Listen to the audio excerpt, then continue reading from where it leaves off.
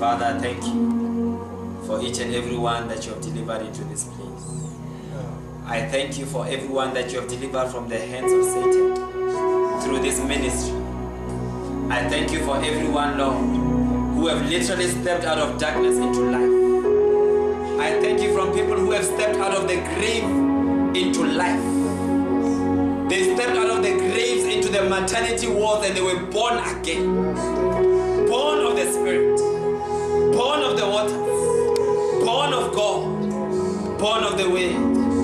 I thank you, Heavenly Father, for being with us all these times. I thank you for those who have carried your ways to the streets, to the parks, to the malls, to the robots, to the roads, to the malls. I thank you for everyone, Lord. And I say, Lord, in this night, raise up new soldiers, raise up new missionaries, raise up more violent people who will see the need for saving others, who will see the need to take the light to where darkness has prevailed. Oh, I thank you, Jesus, because you are part of the mission of God. That for God so loved the world that he gave his only begotten Son, that whosoever believeth on him should not perish, but have everlasting life. People should not perish. No one should perish. No soul must go to hell. And the only way to prevent them is if we stand together and we push this ministry forward. People are dying. Right now, as you are busy worshiping God, somebody is being raped. Right now, as you are busy shouting hallelujah, somebody is shouting Vumanimo. They have turned to sangomas. This is the calling that we are called for.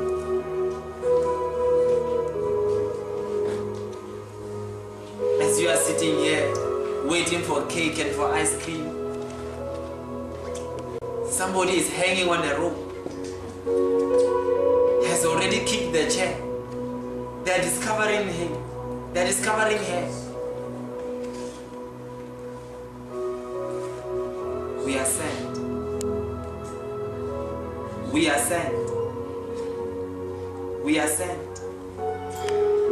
We are sent. John 3:16, we are sent. John 3:16, we have a mission. And that mission is the world at large. No one should perish. That whosoever believeth on him should not perish. Should not perish. Should not perish. Tabang should not perish. Little should not perish. Molen, no one should perish. Refill, no one. For as long as we make them believe by preaching this way, no one should perish. As you are here right now, somebody just failed exams and after exams. And now the results are coming out soon. The parents are strict. What is the only way of escape? Death. Not knowing that this death is not the end of it. It is actually the beginning. The Bible said that wide is the way that leads to death and destruction. Wide is the way that leads to hell. Wide, but the one that leads to heaven is narrow. John 3:16. Let us widen this road for them. That is what we are called for. That is our calling. As you are busy, as you are sitting here and you are enjoying this message, somebody is busy telling a man and saying, take me. Oh, sex me, I love you. But they don't know the love of God, because the Bible says, for God so loved. For God so loved. I didn't know what to share with you. I didn't know what to share with you. But the Holy Spirit has just led me. The title of my message is John 3:16.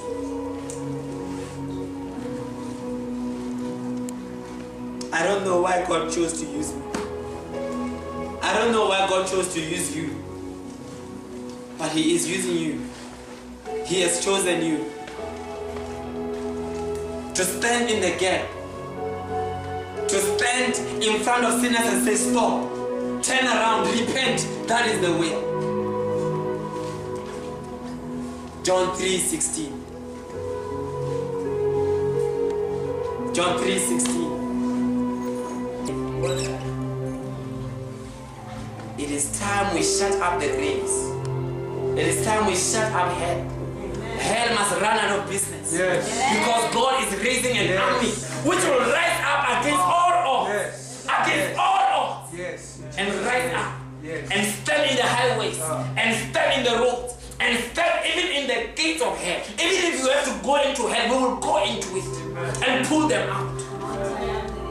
By all means. People like you and me. People like you and me. Who deserve hell.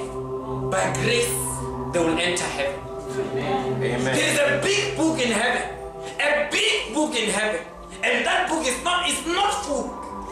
It's not full. There is also an external hard drive that they keep connecting to it. All we have to do is just find names to write on that book. All we have to do is just find names to write on that book. If we decide to say so,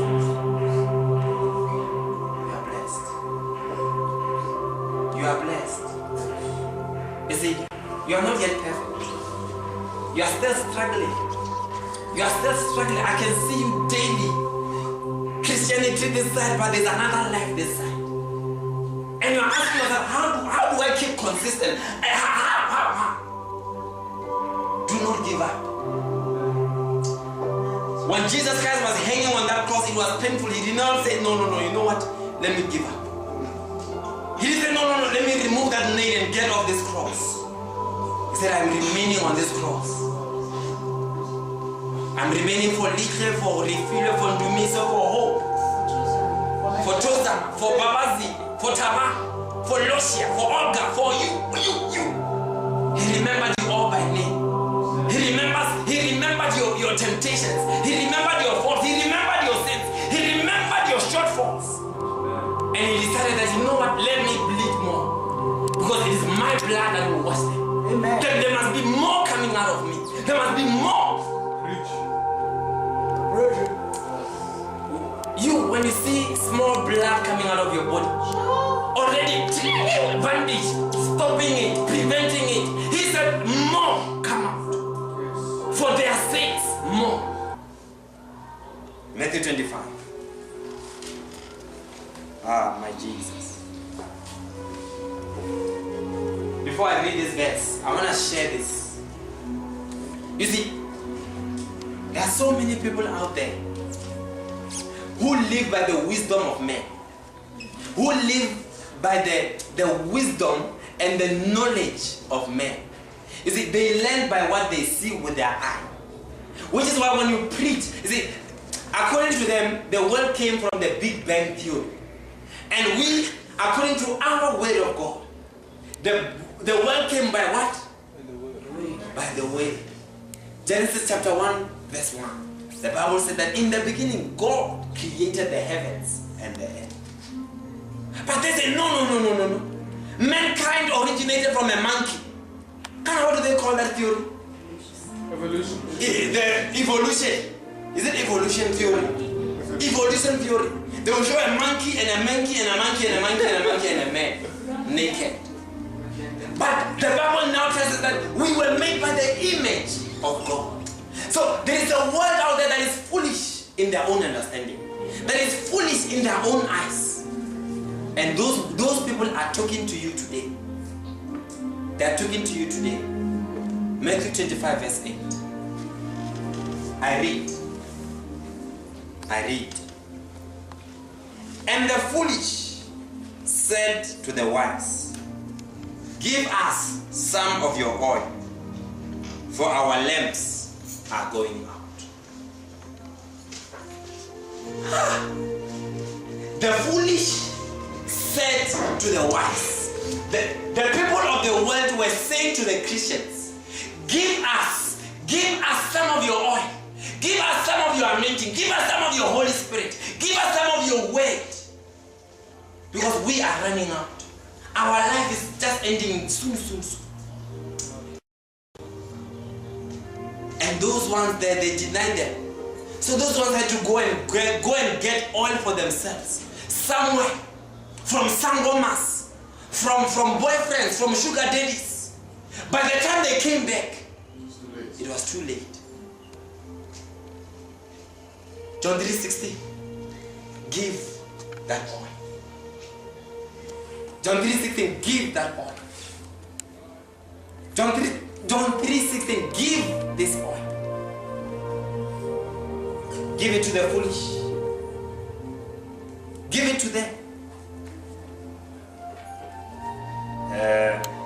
You see, God has so loved you, that He gave you His only Son, Jesus Christ. Don't tell me about Jesus Christ. I ran away from my grandmother. Be patient with them. They are foolish. Be patient with them. You can't expect a fool to grasp things same time.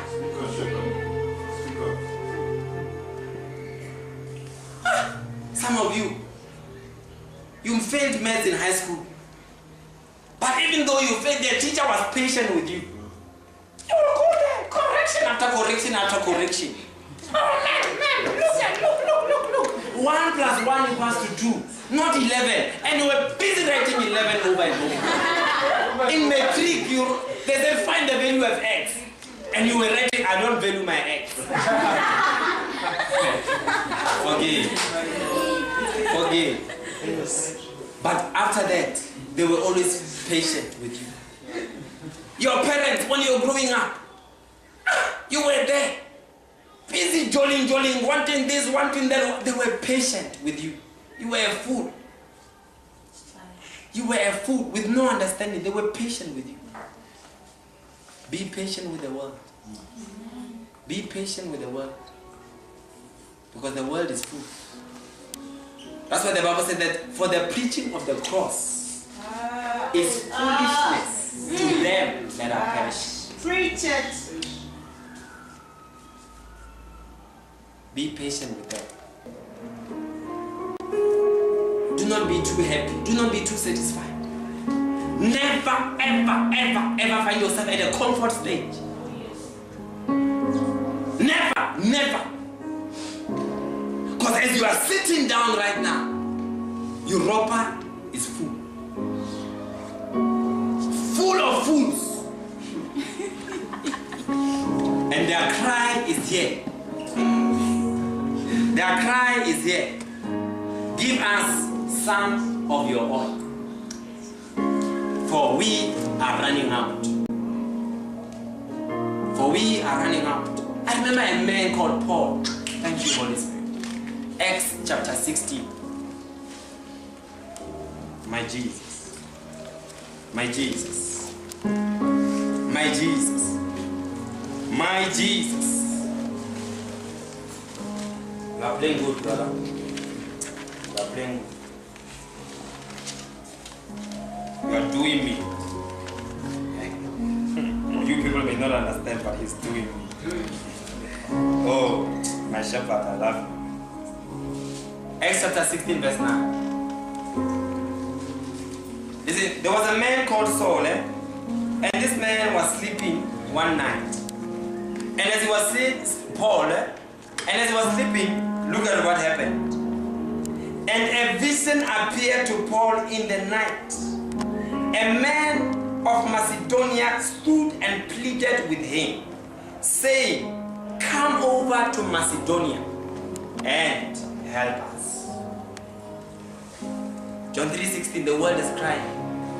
The world is calling out to you. The world needs your help. The world needs your oil. The world needs you.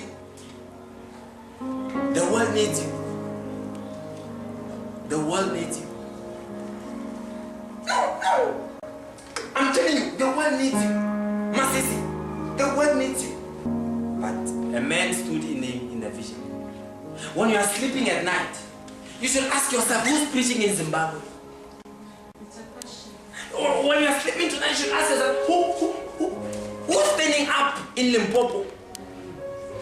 When you are sleeping at night, ask yourself, if I'm sleeping, who's preaching at Europe? No, I'm asking you a question. When you are sleeping at night, ask yourself, who's standing and stopping sinners from entering hell? No, I'm asking you. Or is it because when they are walking on that way to hell, you are walking with them, and you are talking soccer with them, you are talking fashion with them, you are talking Facebook with them, you are talking accounting with them, you are talking their same foolishness. You are the one even borrowing them pornographic movies. You are the one even buying them airtime to organize a taxi to take them to Europe, to take them their boa to Mamelodi, because Zanzu, is it Zanzu? Zanzu is Mamelodi. But all I'm saying is that it was so hard for God to take you out of that sin. It took patience, it took effort, it took hardship, it had to take many tears, it had to take many falls, it had to take many. It must also take you many to also rise up and stop many others.